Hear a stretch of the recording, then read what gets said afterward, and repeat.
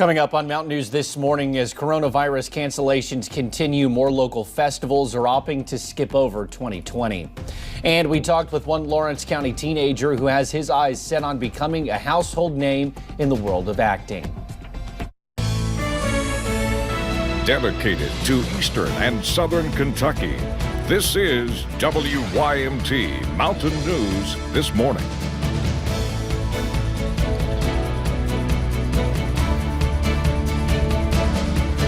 Good morning. Your time is 5:32 on this Friday, July the 17th. I'm Will Puckett. Thank you for tuning in to Mountain News this morning. You know, we switched to opening music a couple weeks ago, and it's still taking me a little while to get used to not hearing that big old bell to start things off in all of our newscasts. But new is better. That's at least what I'm told. Well, a new day might not bring better temperatures. It's going to be a little bit cooler, but really, when it's this warm outside, is it really that noticeable? Let's bring Brandon in this morning who can tell us exactly the temperatures we should expect. And Brandon, should we notice that it's going to be a little bit cooler today?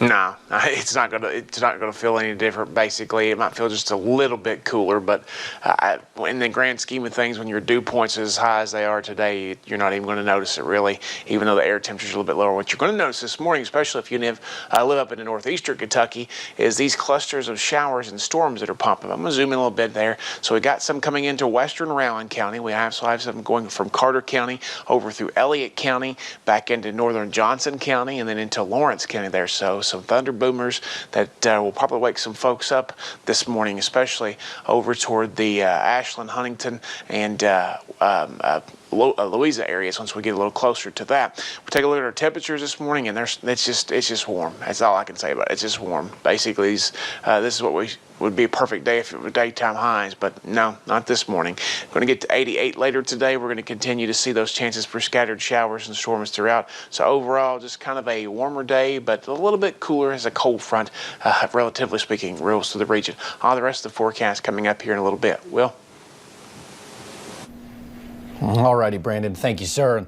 Well, 1 week ago today, Governor Andy Beshear signed his executive order to mandate face masks in public. WYMT's Madison Pergram shows us how one local restaurant is approaching the changes. Adaptability is the word of survival these days. From their grand opening in January to transitioning to curbside pickup in March, and now implementing a list of requirements for their employees. Ability to roll with it. We have an amazing crew, and the way that they have all stayed with us and stayed flexible, it has meant the world to us. At Sauce Restaurant in London, it is safe to say the last few months have required adaptability. We have social distancing marks here inside. We have signage everywhere. Gina Wilson, the owner of Sauce, said there was some worry when the mask mandate was announced. Really, we were so pleasantly surprised. We had a few on day one that walked away and said, they were going to carry their business elsewhere for us enforcing a mask mandate. But I feel like the shock has kind of lessened. With employee and customer safety a top priority. We know these masks are shocking and uncomfortable at times, but it's really us trying to do the best we can. As they stay focused on working together. Just patience and grace and love, even more now than when this thing started in March. With an encouraging team providing hope during this pandemic, the restaurant continues to serve their customers with love and cheer. In London, Madison Pergram, WYMT Mountain News. Now, Sauce also has a location in Pineville. Right now, the face mask mandate is set to expire 30 days from the day in which it was signed. Well, another festival has also made the list of cancellations. Actually, I skipped ahead to that. Excuse me. Last night, we learned 2 more Eastern Kentucky festivals will not happen this fall. Organizers decided it was not safe enough to hold the Gingerbread Festival in Hindman in September and the Daniel Boone Festival in Barberville in October. A great tease for me right there. Another festival has also been added to that list. Earlier this week, organizers for the Mountain Heritage Festival in Whitesburg announced it will not be held in its usual form in 2020. Officials looked at ways to do it, but in the end, they decided the safest move is to not have it in person at all. For the past 37 years, we've had a Mountain Heritage Festival, and this will be the first time that we've not been able to do that. Adams says they do plan to hold some things virtually, and they do still plan to sell a T-shirt that the proceeds will go back to the general fund. They hope that 2021 is bigger and better than ever before. Now, while the high school football season in Kentucky is still hanging in the balance, Virginia made its decision on Wednesday, pushing the high school football season to the spring.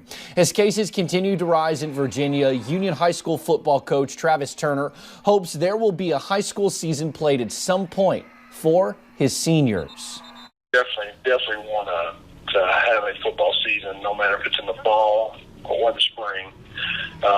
Your senior year in high school is supposed to be one of the best years of your life.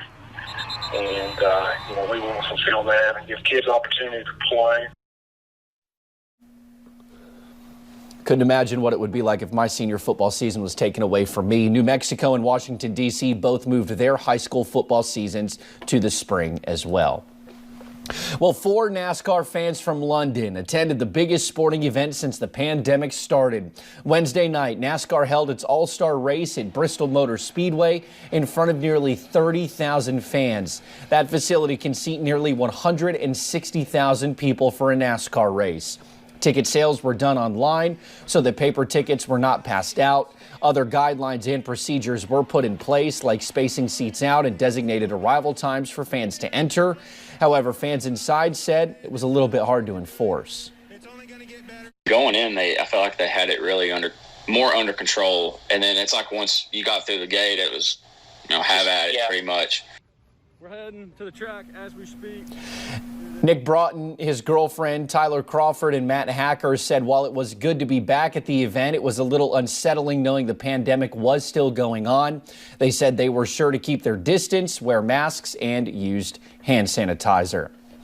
Well, a lot of talent is hidden right here in the mountains. We chronicle it often, and sometimes it makes its way onto the big screen and becomes a household name. One Eastern Kentucky teen is hoping that his name will be next on that list. WYMT's Buddy Forbes has more about his art. One Lawrence County boy has his eyes on the stars. I am an actor, dancer, singer, and model.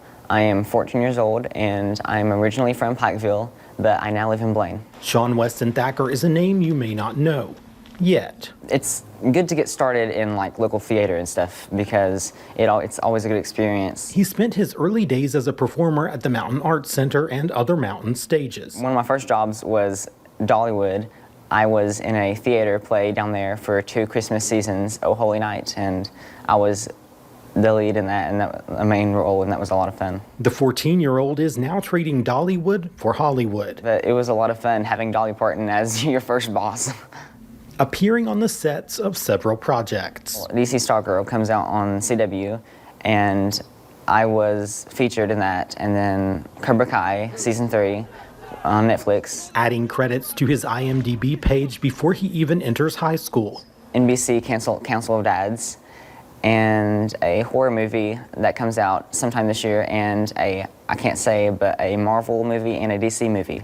Which his friends think is pretty cool. They love it. When I get back, they always ask me, who all did I get to meet? Who all did you work with? And he has big plans for the future. Broadway and to be a lead in a movie. From the mountains to the movie screens. Buddy Forbes, WYMT Mountain News. Now, you can follow Thacker's career by checking out all of his social media pages. Well, the Bell County Chamber of Commerce is moving. After 2 years of the historic Coal House sitting empty, the chamber has decided to move back in. The chamber is now located inside the Middlesboro Arthur Museum. The executive director of the chamber said their current building is in disrepair, so they decided to renovate the Coal House. We're trying to put a ceiling on it and make sure that it lasts for a long time. This allows us to be right beside of the city hall and work close with the mayor here and along with the one in Pineville. The Coal House was built with 42 tons of coal, and it survived a tornado that hit downtown Middlesboro back in 1988. Chamber officials say they hope to be moved in by the 1st of August. Well, Tom Busick has served a 20-year career in the Middlesboro Police Department, and during that time, he has worn several hats, from a patrol officer to the first K-9 handler in the department. For the past year, Busick has served as chief of police. Busick is set to retire from the police department at the end of the month. He says this will give him more time to focus on his family and even becoming a nurse. I'm going to school. I've been going to school for the past couple of years to work on my nursing degree, so that way I can work and travel a couple of years down the road so me and my wife can do that. And just being able to be here for the men, when they needed something. And that's been the best part of it is being here with them and the men and the women in the department. And I was able to hire some officers and some dispatchers, and that's been real enjoyable as well. Chief Busick said he is stepping down as chief during the last week of July to help with the transition, but his final day of work is July 30th. Well, during the past 10 years, Addiction Recovery Care has opened more than 30 treatment facilities across 17 Kentucky counties. And recently, they were able to open and expand 2 100-bed facilities, the first ones in the state after years of regulations that limited treatment facilities to 16 beds. Congetta Horn, the director of Creekside, one of those recently opened centers, says recovery hits home for her, as her daughter was the first patient that ARC ever had. Someone stood in and loved my daughter because it got to the point that I couldn't. So God has allowed me to be here to love these ladies. WYMT's Emily Bennett talked with Congetta about the benefits the center will bring to the area. We will hear more from that in our 6 o'clock hour. Well, just ahead on Mountain News this morning, all eyes are on Florida after police were called to catch a kangaroo off of the streets of Fort Lauderdale. We'll have those details. And the forecast today and for the weekend, kind of a rinse and repeat one. We'll see chances for scattered showers and storms and hot temperatures. I'll break it all down for you in about 3 minutes.